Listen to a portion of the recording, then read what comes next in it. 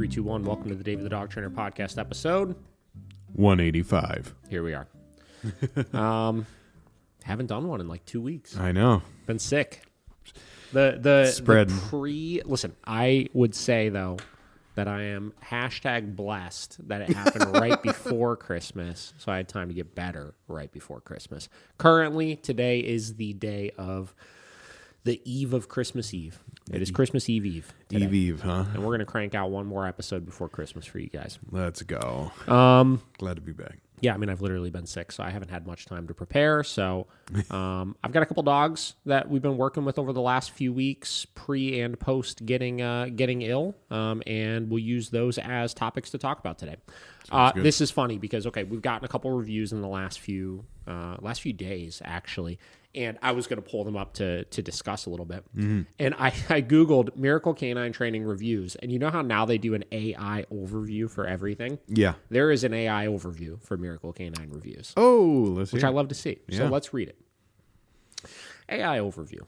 Reviews for Miracle Canine Training are largely positive, with many clients praising their ability to effectively address even severe behavioral issues like dog aggression, reactivity, and fear, highlighting the trainer's expertise, commitment to positive reinforcement methods. That one throws me off a little bit, but that's okay. And excellent communication with owners, often stating they would highly recommend the service to anyone struggling with their dog's behavior.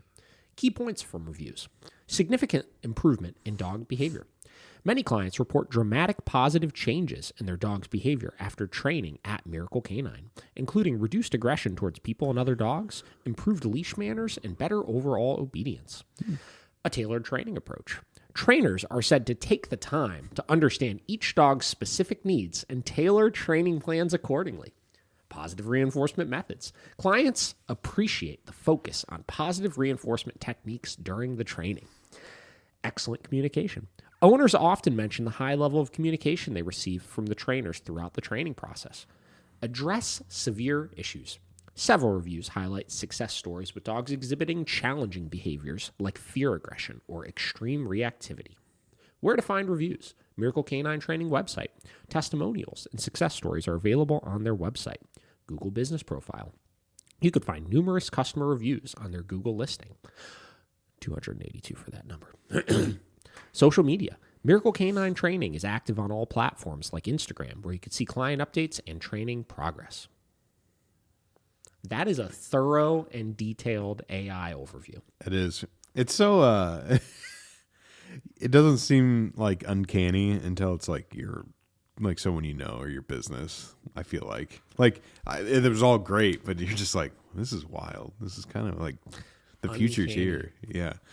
I don't think I've ever used the word uncanny in my actual day-to-day that's vocabulary. Well, now you can, because that was uncanny. But good uncanny. I like it. Okay, so to the actual reviews. How about that? Yes. Let's hear from the real. All right, here we go. A couple new ones recently. These are cool, and I want to talk about them because a handful of them are dogs that I've worked with, and I'll just kind of share stories of them. How about that? We'll have some fun. We'll wing it today a little bit. Okay. All right, so this is the first one. This is from Courtney Tyler. Courtney Tyler is a client of Michelle's, but over the course of... Michelle had a few weeks, maybe a couple months ago, where she was out of town for a week, then back for a week, then out of town for a week. So I kind of helped her out with some of her lessons, and I got to meet some of these dogs myself because I got to do a session or two with them. Courtney Tyler is somebody that I did 2 sessions with. Nice. So let's talk about this. Okay. Apprehensive about spending the money on a package and the program not working? I was, but choosing Miracle Canine changed my life and Kona's. Kona was bitten by another dog in a dog park, and after that encounter, her behavior changed drastically. My incredibly social pup turned anxious and reactive. I hired a trainer from a different company who introduced a piloting method. After a year, I began to feel hopeless with no progress and worsening reactivity. Basic activities in life like watching TV, walking in our neighborhood, leaving curtains open, sitting on a porch at a restaurant, and taking a run, hike in the park was impossible without Kona having a reaction to another dog. Our once active lifestyle degraded into both of us feeling trapped in our own home. Blinds closed, no walks, no TV, and no quality of life. I talked to over 10 to 15 trainers, but was told I may need to move and or leave Kona for over a month at a training facility. When I told David my goals on the phone, he was the first trainer to ever tell me my goals were 100% reasonable and achievable. Then I met Michelle, and our healing journey began. Our healing journey. I like that. Our first session was great, but unfortunately Kona was very reactive to another dog before our second session in our neighborhood. Without hesitation, Michelle changed her schedule to come out and meet us at our place. Within 10 minutes, Michelle had me walking Kona around the neighborhood by other dogs. We hadn't done this in over a year without me struggling immensely with Kona. I remember getting that phone call. Yeah. I literally remember. Actually, you know what it was? Okay, so she signed up for training. We were able to fit her in like last minute to start. Like she needed to start right away. We scheduled her, like she called to schedule. We scheduled her for like 3 days after she called to schedule. And generally how our scheduling process works is you call, you put down for your first session, we send you out an invoice, you pay the invoice, and then we schedule out your remaining sessions. So basically she paid like the day before she started training. So we still hadn't scheduled the remaining sessions. So she did her first session. The next day, I called her to schedule out her remaining 9 training sessions, and we're on the phone, and I could tell she's like flustered. And I'm just sitting there. I was like, man, what's going on? I didn't know what was up. I was like, did she have a bad first session? Like, what the deal is? And then like mid us trying to like coordinate the schedule, I'm like writing down like session 3. She starts like crying, obviously. And she's like, I'm so sorry. My dog just like tried to go after another dog, and I'm just like really not in the mood to do this right now, and I got to call you back, basically. Okay. So Michelle called her, got her scheduled for a session, and got that shit dialed in. Let's go. I mean, you don't realize how, and there's plenty more to this review we're going to read, obviously, but you don't realize how much this shit impacts your life, man. She has first off, she's not a big person, and she has a dog that probably weighs more than she does, or is very close, I would say. It's a giant silver lab, and this dog was reactive, man. Yeah. Like, reactive, hard to handle dog, and done so much training with this dog before. And like even if this dog wasn't trying to kill other dogs, the safety risk at hand when you have a dog that big that's trying to yank you down to get to other dogs, and you can't control them, you can't take them in public, the dog's reactive to the TV, et cetera, et cetera. Oh my God, it's hard. And this is all came about from one incident, right?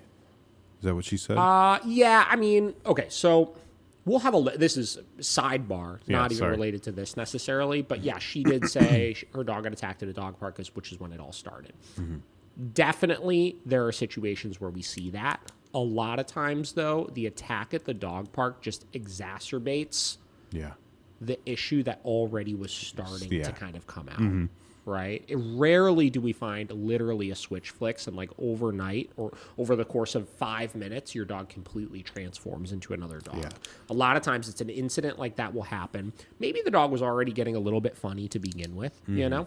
And then after that, we just completely transform our life with our dog. We're so scared that something like that's going to happen again that we isolate them from other dogs. We don't take them out in the public anymore. Our own fears and insecurities cause us to change how we're interacting with the dog.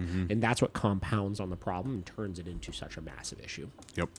It's like dogs that get in fights with each other. We have plenty of clients that have dogs that get in fights with each other or have gotten in fights in the past. And it's like the dogs get in the fight, they break it up, and then they put them right back together and 10 minutes later. And it's like, all right.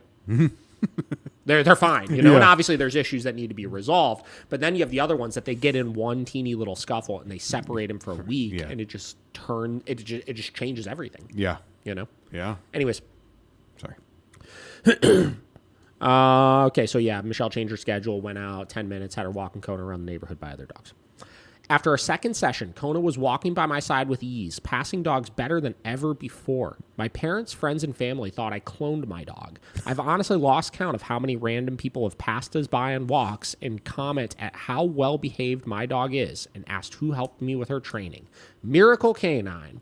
We work with Michelle, but have had 2 sessions with David.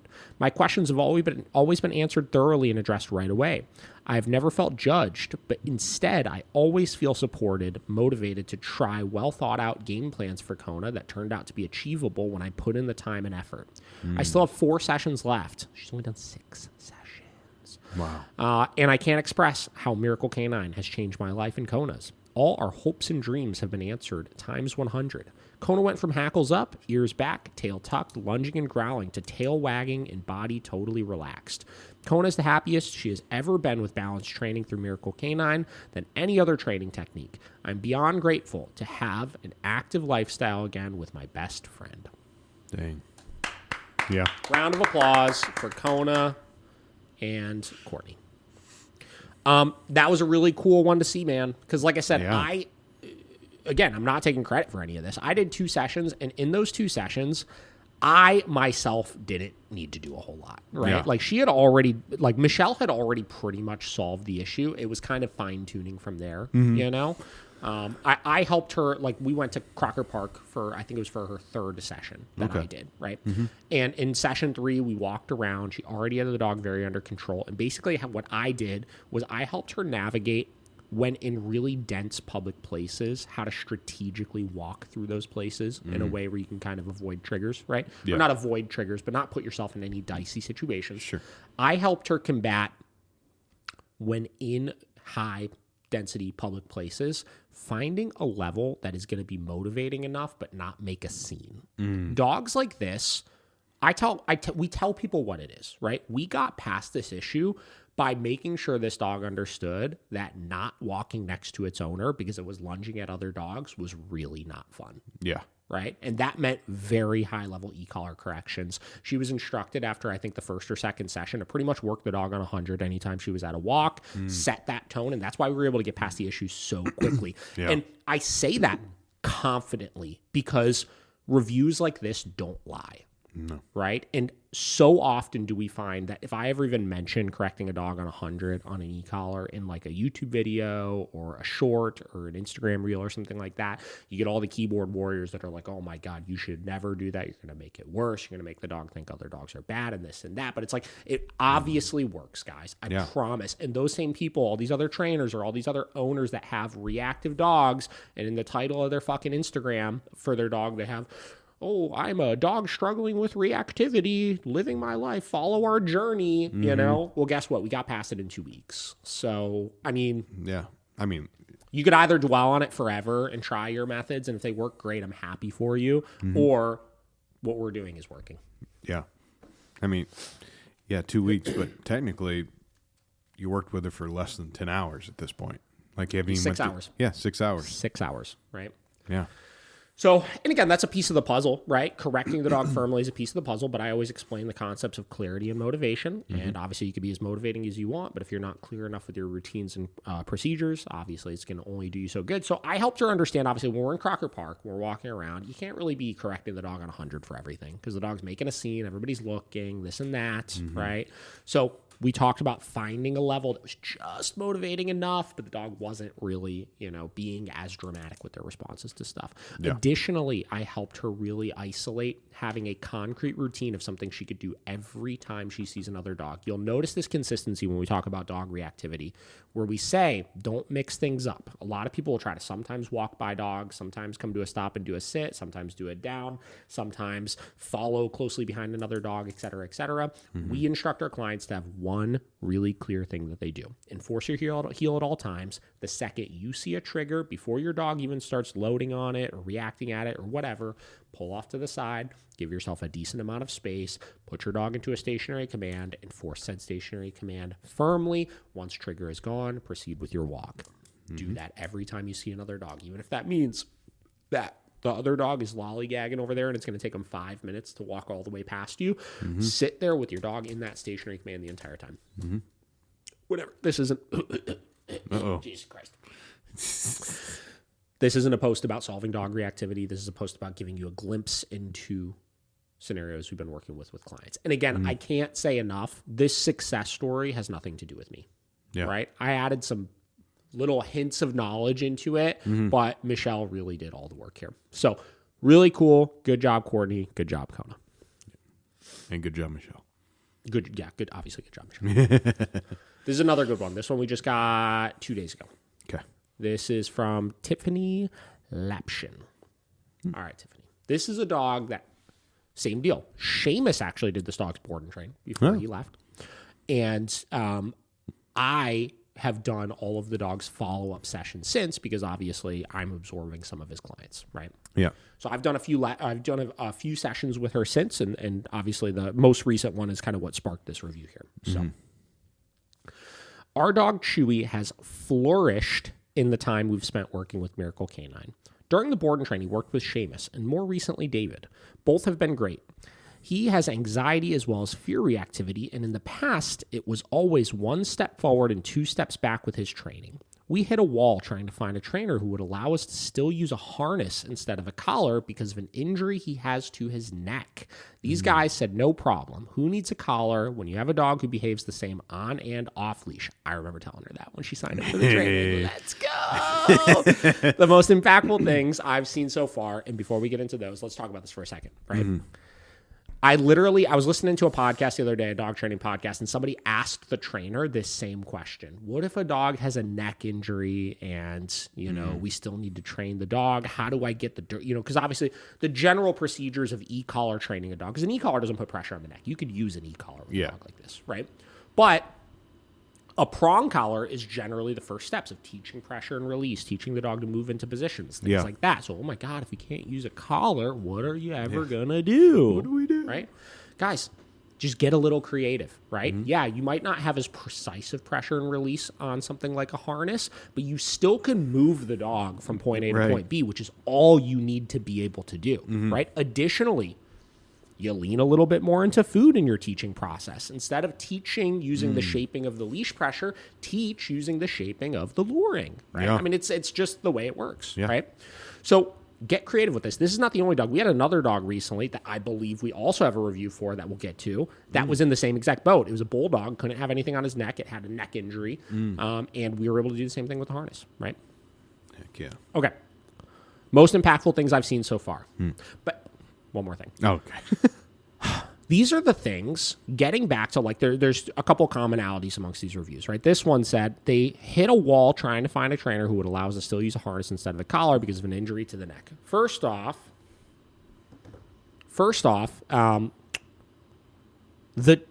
initial phone consult process, or if you're doing an in-person consult process, is so important because the person that's trying to hire you, unless they're dead set on using you, has probably spoken with multiple people. And they're going to find they're going to ultimately wind up going with the person they feel they connect with the most. And they're going to connect with people the most by feeling like that person understands their needs, goals, and wants. Right. In this case, so many trainers would be like, a harness. We don't use harnesses. Instead of hearing out truly why they don't want to use the harness. It's a different story if a client is just like, I want to use a harness. All right, well, why do you want to use a harness? Well, I just want to use it because I feel bad that the dog's choking itself. Like, okay, well, that would be a time for us to explain. There shouldn't be pressure on the collar. There shouldn't be pressure on anything. We don't want the dog to be choking themselves either, right? But this is why you need to use the collar, and you educate them on why that's an appropriate collar to use, right? In this case, obviously, it's a situation of why do you want to use the harness? In a lot of trainers' mind, they think what I just explained, right? And they think, no, we're not using the harness. We just need to make it clear, right? We're not using the harness. Instead of talking through them on why they want to use it, understanding that their dog does have some limitations if they can't have things around their neck, and past that, making sure that you could then come up with a creative solution and trust your skills enough to make sure you could adequately work through that issue then, right? Same deal with the other person. A lot of with reactivity, there's a fine line as a dog trainer of not over-promising, but also not under-promising either, right? Obviously, a general rule of thumb for any business to follow is to under-promise and over-deliver, obviously. Yeah.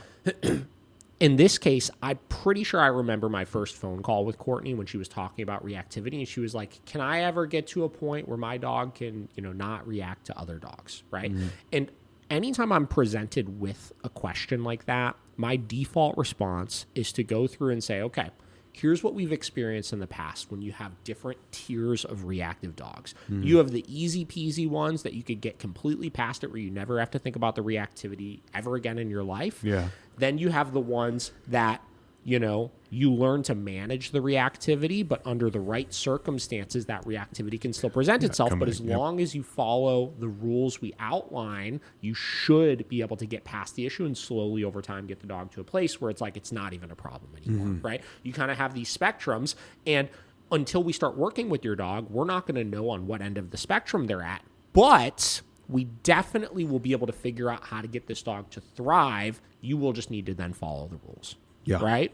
Yep. So instead of just saying either, we can fix it, right? And not clearly explaining it, because that's like, I think I mentioned in a last podcast, I saw something that was really funny of like, you could say you could do something all you want, but like being able to articulate it or show people firsthand in the form of reviews, you actually know what you're doing is really what speaks for itself, right? Yeah. So she probably spoke with people that were either like, yeah, we could solve it. And then she's just like, well, I don't really believe you. And they're like, well, you have to believe us, right? Yeah. Or people that are like, no, your reactivity is too severe. You probably need to move somewhere quieter, or, you might need to get rid of this dog. Or here's the one that kicks me that she said in this, you have to do a board and train since it's so bad. Guys, I don't know how many more times I could say it. A board and train will not make your problems easier to solve than one-on-ones. Right. It just won't. You yourself as the owner still have to spend the exact same amount of time training the dog yourself as you would if you did one-on-ones. The only benefit the board and train provides is for us to see what the dog is capable of, which can give us some motivation to do the work once the dog comes home, and or to do some of the initial tedious repetitions of teaching the obedience skills, which those things the dog needs to know, but that's frankly the easy thing to do. Is just time consuming. Yeah. But it will not make it easier to solve your dog's behavioral issues. I promise. And the trainers that are out here still to this fucking day saying you have to do a board and train if your dog is having serious reactivity or serious aggression or whatever. We can't do it in one-on-ones. Those are the trainers that are failing owners more and more and more and more because they're painting a perception that they are the ones that need to solve the issue. Yeah. I don't get it. I don't get it. Hot take. I don't get it. See how many feathers that get ruffled. The thing is, it also highlights the trainer's lack of skill set of how they teach their clients. No, you're right. Right? Yeah. Because you're also saying, I don't know how to teach you how to solve this issue. I need to do it myself. Right? So learn how to teach it better. Yeah. All right. Back to Chewy's review. The most impactful things I've seen so far.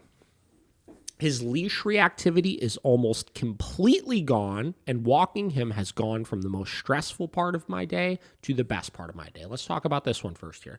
His leash reactivity is almost completely gone. That means still a hint of it left. As I just talked about on the spectrum, we have dogs.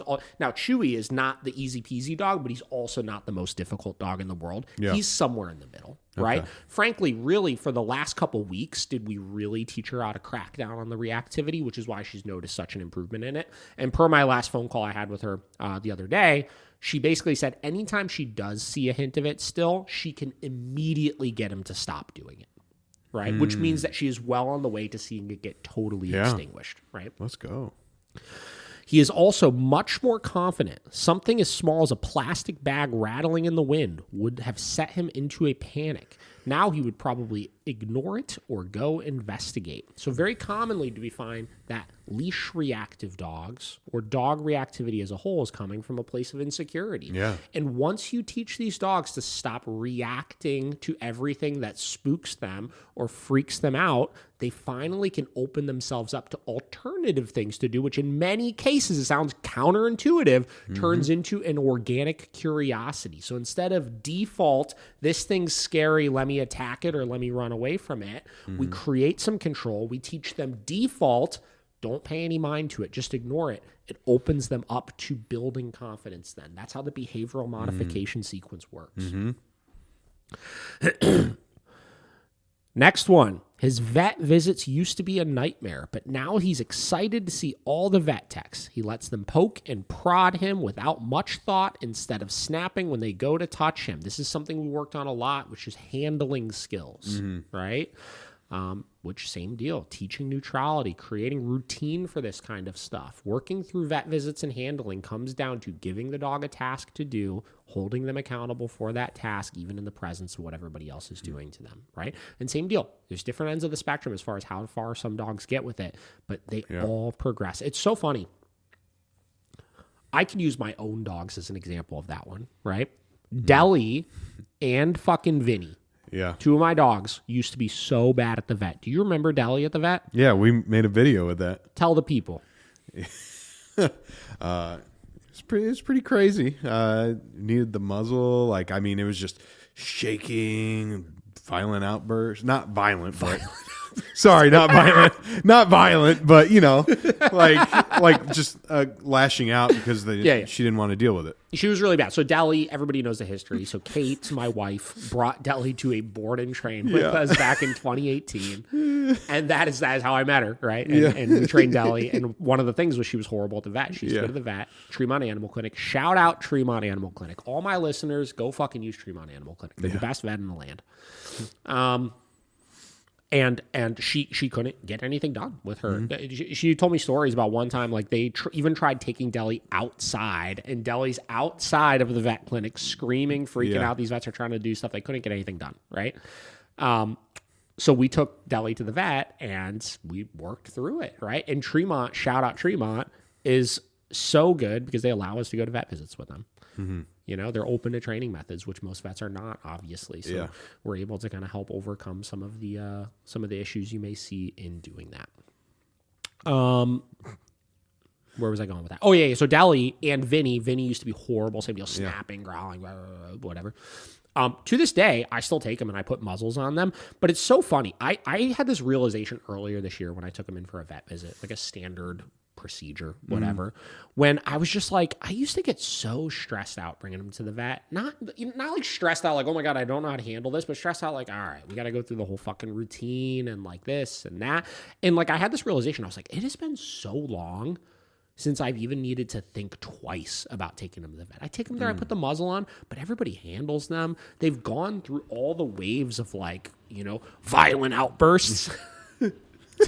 to like really stressed out of their mind, but like allowing the thing to happen, to like loosening up a little bit, but like letting out some growls here and there, to like they just let it happen now, and they're like relaxed and calm. You know what I mean? Like it's such a transformation I've seen myself with my dogs following these principles. Yeah, so that's cool.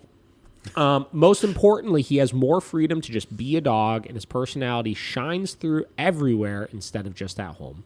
I honestly never thought we would get here, so I'm very grateful we came across their YouTube channel last year. That's how they found us. Let's go. Let's fucking go. What did I just say? Should I shout out the YouTube numbers? Shout out How about YouTube that? Numbers. Let's YouTube go. numbers. All right, here we go. YouTube numbers for 2024.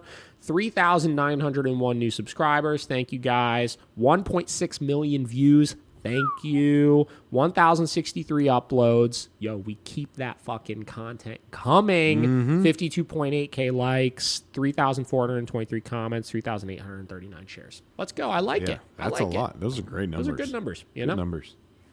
So anyways, shout out Chewy. Great experience. Loved doing those last couple of sessions with them, just helping them get to the bottom of the last couple of things that they were experiencing and getting them to a place they were thriving. And the other thing, too, is like,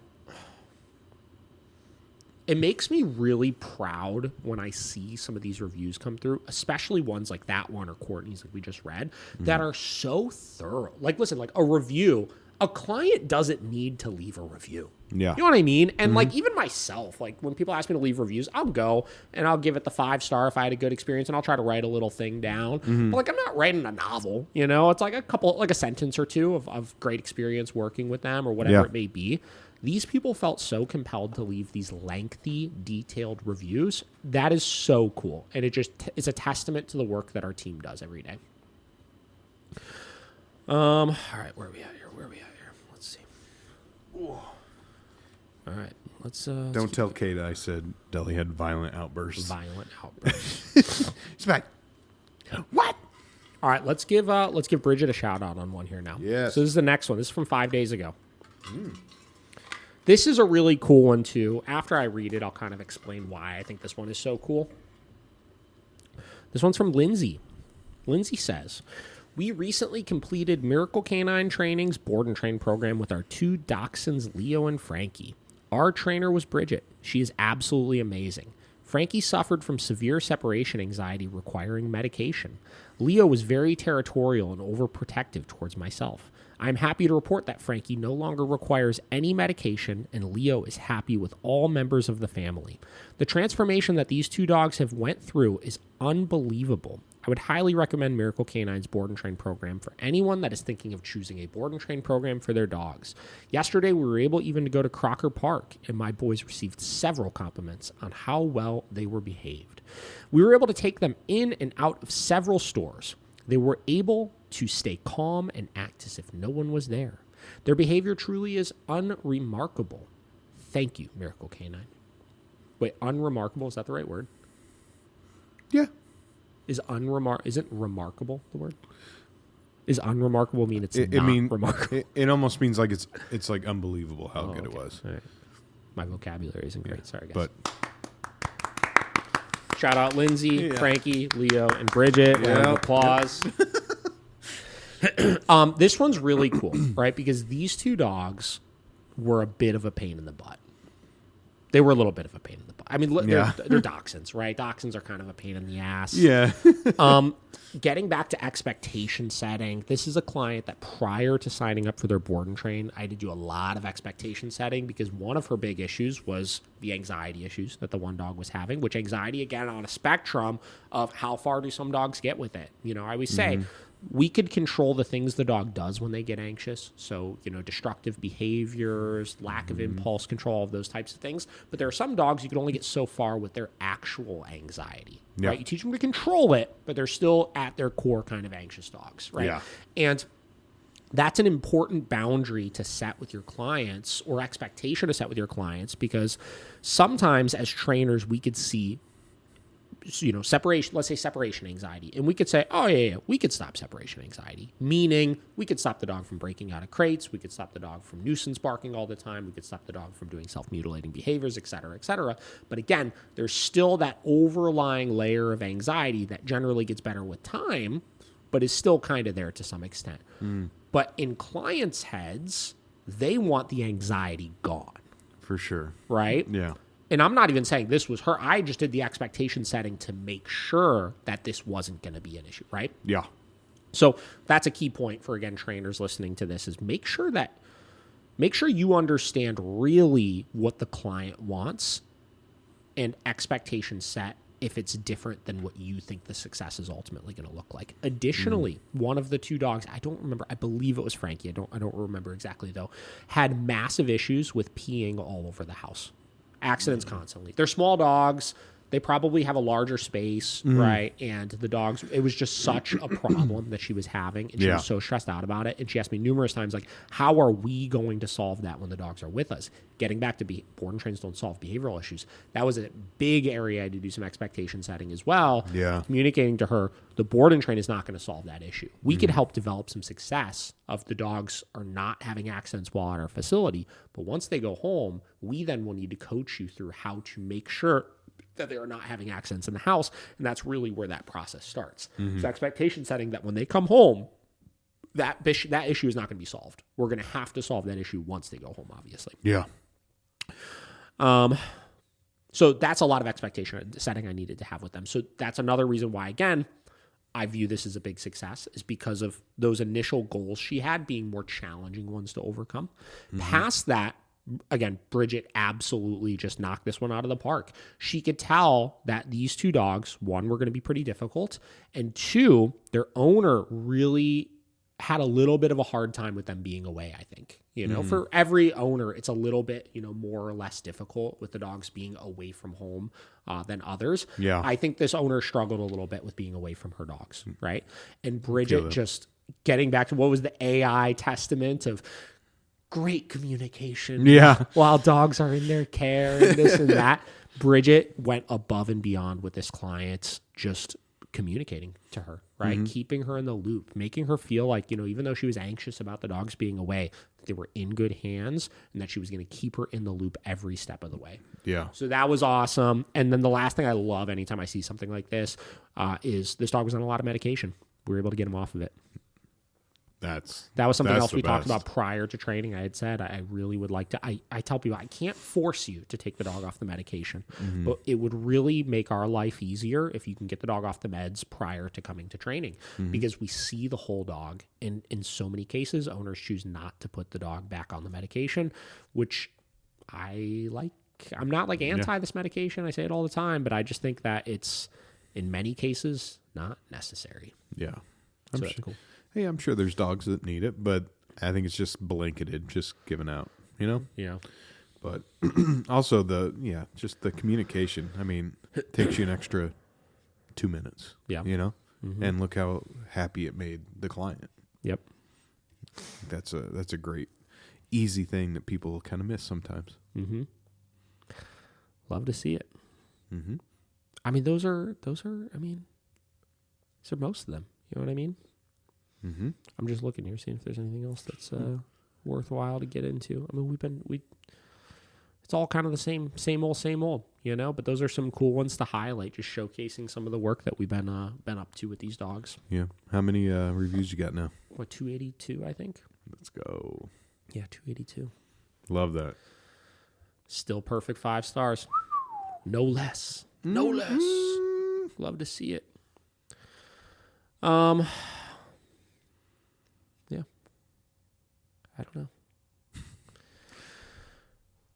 You got anything to add? No. It's Christmas Eve, man. Christmas Eve. We're going to keep today a short one. Nothing too crazy. Highlight some of the success we've had. You know, just proud of, like, I don't know. Proud of the team. Yeah. Proud of everything we've been through. You know, it's hard. Like, you look back on, not hard. It's crazy when you look back on another year, you know, and it's now, doing the math the other day, we're now moving into, this is now my 10th year of owning a business. 10 years.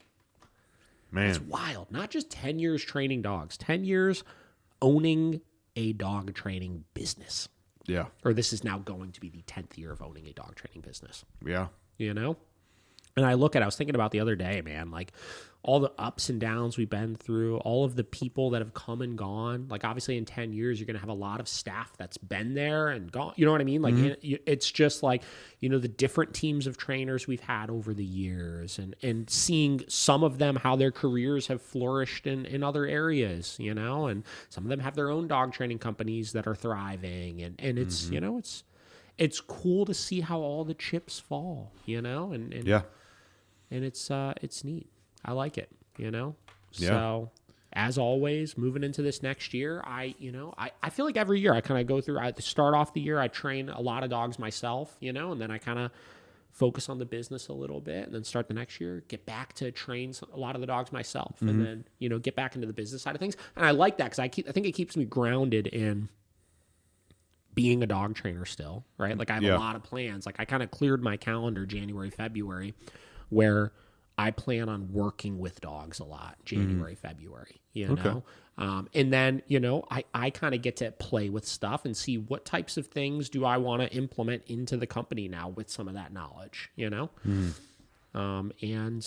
it's cool, you know? I'm excited to do that again going into the new year of 2025. Yeah. How do you keep it fresh after 10 years? Keep what fresh? For yourself, you know? Keep what fresh? Like dog training, like how do you keep yourself from feeling burnout or stagnant? I think honestly, for me, taking breaks from doing it and watching what everybody else is doing. Yeah.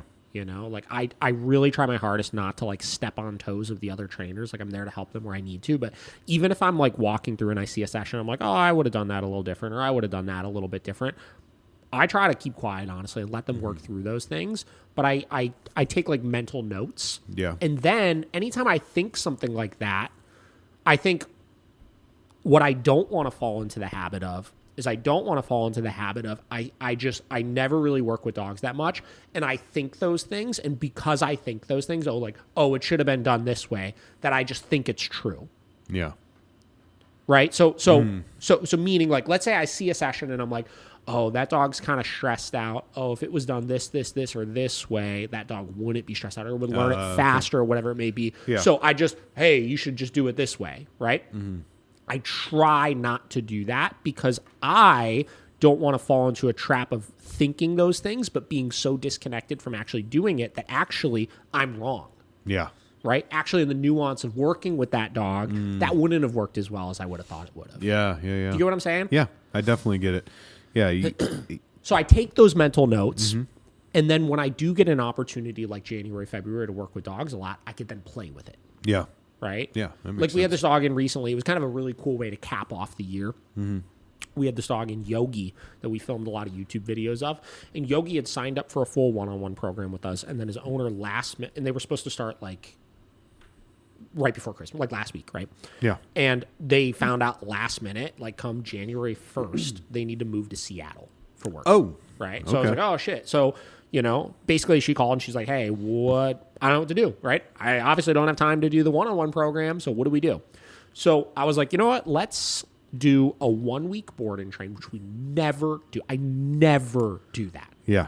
Never. Right. And then we'll do as many one-on-ones on the back end as we can, and we'll see what we get. Right. Yeah. And I got to bring him in and be like, all right, and really what happened, I had like 5.5 days with this dog. Like it wasn't even like a full week. It was like 5.5 days. Okay. Right? I was like, how much can I get done with this dog in 5.5 days? And I was so proud of the amount of work we were able to get done with him. I remember Paige and I were filming his last day, and she looked at me and she was like, he looks great. And I was like, he does look great. Like, was he perfect? No. Like, if we had 4 weeks with him, would he have been a lot better? Like, yeah, but he looked so good. But then, we moved into the one-on-ones in the back end, and I was so confident leaving those 6.5 days that I was like, this is going to be a fucking cakewalk. We're going to ace this, knock it out of the park. Yeah. And then the first session happens, and like, he didn't do as well as I wanted him to do. Right. And then in between the first and the second session, same deal. Owner struggling a little bit. And then second to third session, finally started clicking. Yeah. Right. I figured out how to communicate it effectively enough where like we had a session, I think it was yesterday or the day before. No, it was yesterday. We had a session yesterday. We went to Lakewood Park. We saw like a gazillion, very dog reactive, right? Yeah. And he knocked it out of the park, and it was like I could see how proud the owner was of him, like in that session and everything, and all the pieces kind of finally started coming together. And that's like exactly what I'm talking about. Where like I was thinking this is going to be easy, I know exactly what to do, but in practice there was areas I needed to adjust. Yeah. Right. So that's what keeps me fresh with it is whenever I start thinking to myself too much without actually doing of what should or shouldn't be done, I try to make sure I'm constantly testing those thoughts and making sure that it's true. Love that. Right? Yeah. That was good. That was a good question. That's a good one. Yeah. Is that cool too? You guys going to do like some virtual stuff too when she We'll gets do virtual follow-up when she moves and everything, but we're probably going to squeeze in 2 more sessions still, I think. Nice. Man. We got one scheduled for right after Christmas and then right before the New Year's Eve, I believe. New Year's Eve. Right before they leave, huh? Right before they leave. Get out of the state. So. Yeah. Cool. So, yeah, that's what I got for you guys. Hope you like it. Happy Christmas. Yeah. Happy New Year's. Happy Christmas. Happy New Year. And we'll catch you guys here soon. We'll see you.